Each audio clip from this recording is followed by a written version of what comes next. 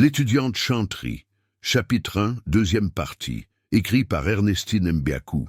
Je suis Annabelle, je passe ma licence cette année, et toi? Je m'appelle Chantry, je suis au niveau 1, en fait je reprends mon année. Je vois, dit-elle l'air désolé. Je me gardais de demander ce qu'elle voyait. Le simple fait d'échanger avec elle était déjà une prouesse pour moi. Sa bande d'amis vint la retrouvèrent. Elle s'en alla avec eux en promettant qu'on se reverrait. J'oubliais très vite cette conversation, et je me consacrais à mes études, de telle sorte que les bonnes notes ne tardèrent pas à pleuvoir. 6 mois plus tard, je revis Annabelle au détour d'un couloir, à l'université. « Tiens, Chantry, ça va toi ?» Heureuse de constater qu'elle se souvenait de moi, je mis en avant toutes mes dents. « Bonjour Annabelle. Que deviens-tu, Chantry? As-tu déjà un album sur le marché ?»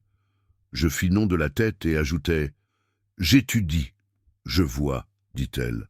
Cette façon à elle de dire « je vois » me désarçonnait. Je me demandais une fois de plus ce qu'elle voyait. « Bon, j'organise une fête chez moi ce samedi. Me ferais-tu l'honneur d'y être ?» Qui n'était pas au parfum des soirées d'Annabelle. Seuls les privilégiés avaient le droit d'y être. Décliner son invitation, ce serait comme refuser l'invitation du pape en personne. Vivement et avec enthousiasme, je répondis « Bien sûr, j'y serai. » Voilà comment tout commença. Les filles présentes à la fête n'avaient rien à voir avec le milieu habituel que je fréquentais. Des bruits de couloir racontaient qu'Annabelle était une fille de mauvaise vie, qui s'offrait au plus offrant pour avoir une vie de rêve. Son appartement à lui seul pouvait faire pâlir d'envie un directeur de société. D'où lui venait tout cet argent? Un mystère pour moi.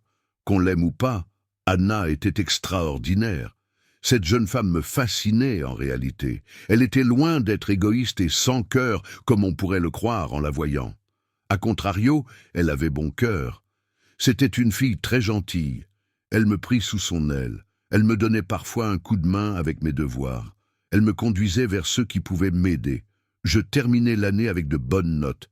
Mes parents étaient si fiers de moi. Je respectais alors l'engagement à ne point faillir. C'est toute confiante que j'atteignis le niveau 2. J'avais gagné en maturité et en estime de soi. Je voyais Anna régulièrement. Comme une sœur aînée, elle me prodiguait de sages conseils. Un jour, je reçus un coup de fil d'Anna. Elle me dit ceci. « Chantry, passe me voir, j'ai quelqu'un à te présenter. » C'est alors qu'elle me présenta Yves, un homme qui travaillait à la poste. Il devint mon premier petit ami.